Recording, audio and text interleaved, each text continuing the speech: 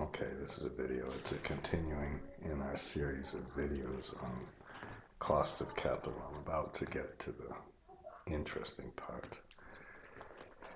But I thought I'd make two more little videos about one is here just figuring out where numbers come from, using whatever the square bracket and F5 to find things and hyperlinks and all that to verify that these numbers are reasonable. Okay. Oh man, we better get rid of these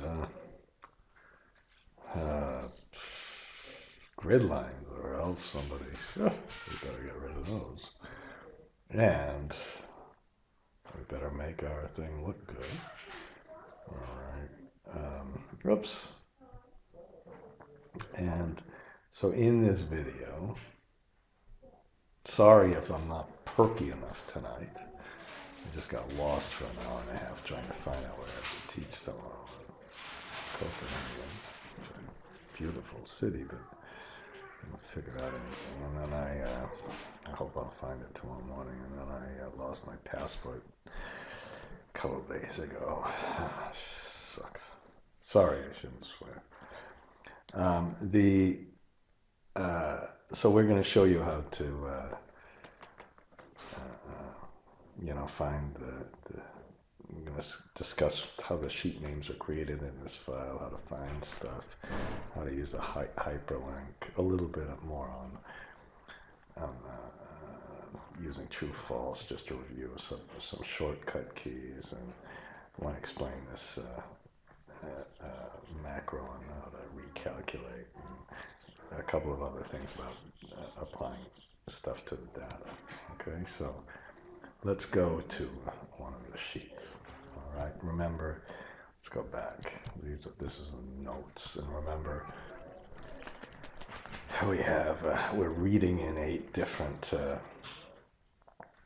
files on financial data. We're reading some economic data, and then we're reading all this data for a whole bunch of different companies.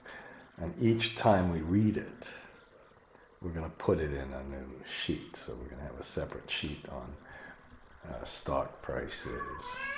Here's the name of the sheets we create.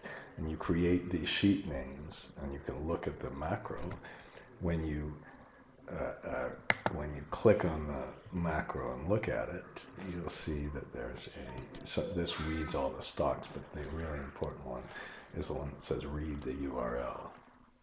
So we define the range name for the URL, which I assume is up here. Of course, if you want to find the range name, it might be a good idea just to go down here and find the URL. So this is just an index function, and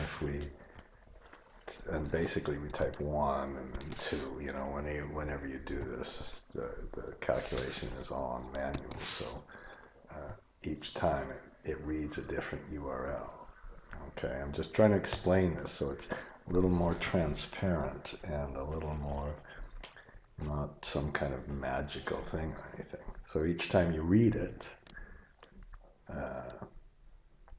it tells you what you read. It opens the workbook, and then once it's open, it takes this temporary thing and it copies it.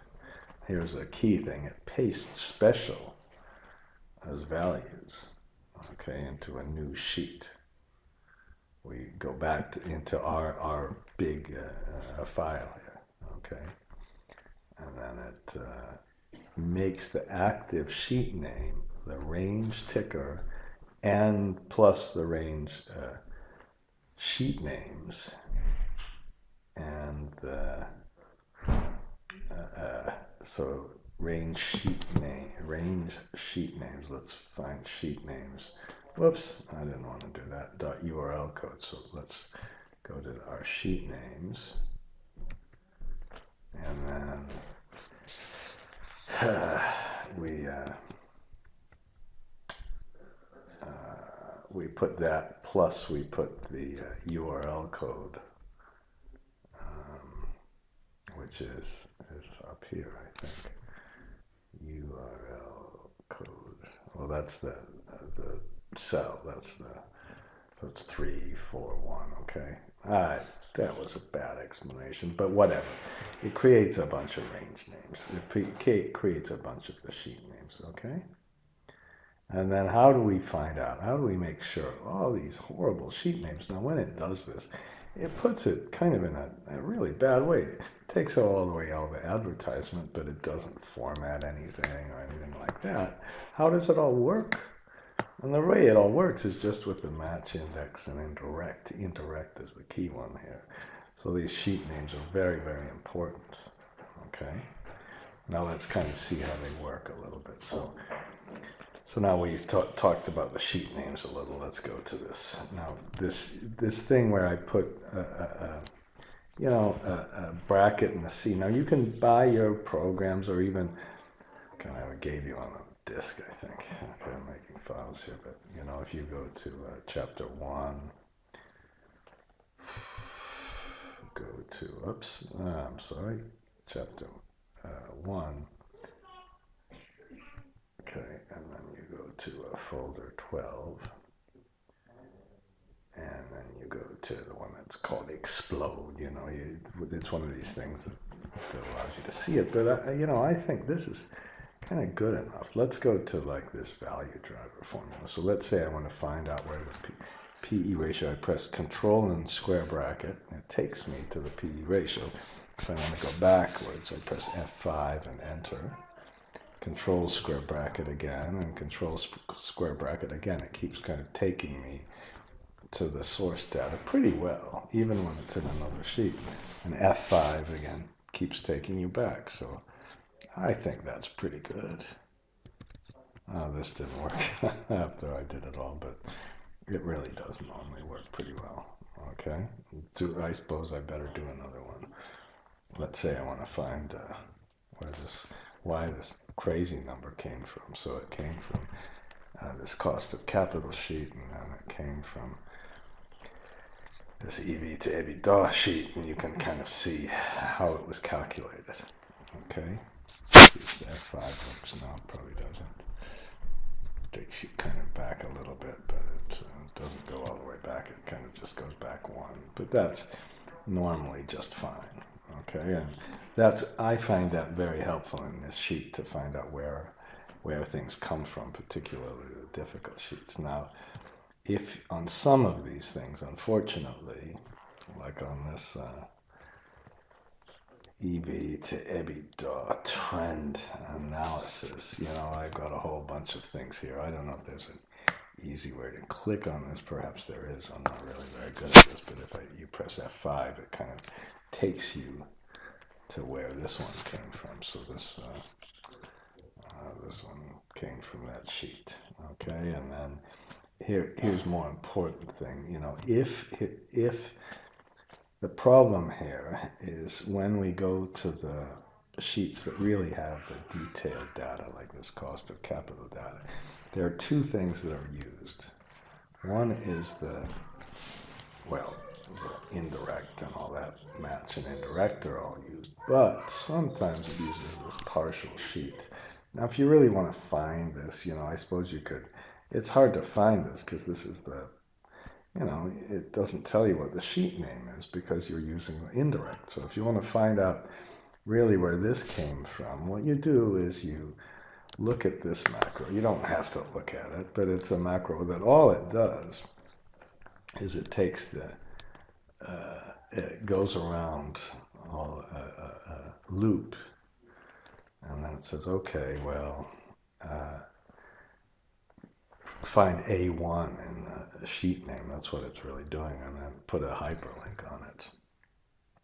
So you click on this. Now I've already done this, so it won't give us anything new, but if you've made a new run, it gives you something new, and then you can just go here and it takes you to the summary page. Again, F5. Whoops.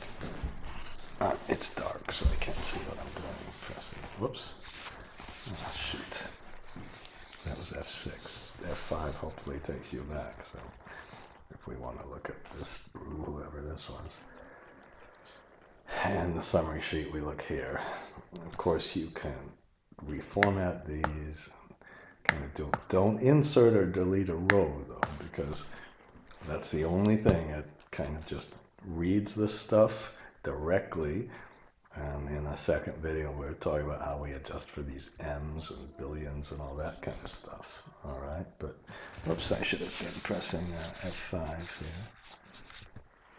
Okay, so that's how we use the hyperlink to kind of navigate around all the sheets. Okay, now, of course, you know, this one, almost needless to really say, I think I've already explained this a little bit. This counter is just a counter that says, well, let's take the last counter, last one, and just add true. If you add true, that's adding 1. If you add false, it doesn't change it. So this was getting to 5, but it doesn't change this 5. Then it gets to 6, and we have 2 7s because we didn't add one and it's false, and so on and so forth. Then what we do next is we simply put a counter in for our little summary table. We allow the counter to go up as high as we kind of want. And then we say, okay, well, let's match. It's got an if error, but really the point is let's match this one to this one. So we put a match. And then if we put a 0, it would take the first one. So the second one that's false wouldn't be counted here. That's why number 8, we get, that's row number 8 is Carlsberg. I suppose I should admit I just had a Carlsberg beer right now. Now, row number 2, again we match number 2 against this row, so row number 2 is Anheuser-Busch. Not Budweiser in Prague or Czech Republic, which is better, I think. And then we go down, and so let's go to 5. 5 starts to get interesting. 5 says match it and put a 0. Now that means it'll take the first one. That means it'll take number 12. Okay, not number 13. That's how it works. Now if we would put a true here, then we'd have to calculate the sheet for a minute. And then it would 5, and then it would take number 6, which is the next one. Okay, but if we, and I forgot why I had a false there. Maybe I didn't really need a false there. You know, I'm just selecting things myself. Now this little thing, I hope, is attached. This should be attached to a macro that says just sheet recalculate. So that's how that one is working. So if we again put our just earnings per share, and I want to see, excuse me, I was about to sneeze, our PE ratios each time it's calculated. Excuse me, I should have turned the video off for that, but I didn't. Tough crap. Okay, and you know, these young people are going to yell at me. Oh, your videos aren't professional if you sneeze in your videos. Okay, now, what's the next thing we were going to talk about? So that's just navigating around. I hope that helps a little bit. Now, sometimes on some of these sheets, I know it's probably been through it a whole bunch, but if you press Shift Space Bar, Shift Alternate Right Arrow, Shift Alternate Left Arrow, you have the nice little groupings. And I wanted to show you that really in so some of these have the groupings, okay? And if you want to get rid of the groupings, press number 1, it kind of collapses them. 2, it opens them. Again, you know that 2 is opening them. This one, okay, so if we pressed Shift Alternate Left Arrow, we get rid of it. Shift Alternate Right Arrow, it's there. Okay, of course we could have stopped it like that. All right, and then I thought we should, well, I've kind of explained the recalculate macro a little bit. Now, if you press this one that says recalculate all, it's a little bit different. It's not just pressing the F9. This does an application calculate full rebuild. If you did this with a shortcut, I think you'd have to press Shift Alternate Control F9 or something like that. I don't even know what you'd press, but that's kind of how you do a total recalculate. All right, and enough of that one. And finally, let's just talk for a minute about how to get the economic data and look at what's on the how to get kind of different years in the analysis. So I just decided to pick 10-year treasuries, and for some, told you I'm doing this in Denmark, Carlsberg, and then this one, what you do is you go to the St. Louis Fed website, and they used to have it differently, but right now it's kind of easier. You just pick up these little code numbers. Each of the series has a code number, and if you wanted to, get a bunch more, you'd have to make sure that it goes through all 5. Here, what you'd have to do is you go to Assign Macro and Edit, and you'd have to go down to the one that says Read All Interest, and it goes from 1 to 5. But if you want to go from 1 to 10, you could just change this to 10, read in a whole bunch more little URL codes, and you notice what I did with here. I didn't change it, but we could have just, sorry about that, I could have just put a little, one of the St. Louis Fed codes in here and just made it automatic, okay? And I think really that's just about it for this video. So it was kind of a very kind of not really exciting video, but one that kind of helps you hopefully make this sheet a little more transparent. The final thing is this thing that says apply the same years. If I press it to false, now what it's doing is recalculating the whole sheet, which takes a whole long time. And now some companies, in Market Watch, you see this one had some data because it must have had an early fiscal year 2016. Maybe it was in the middle of July or something.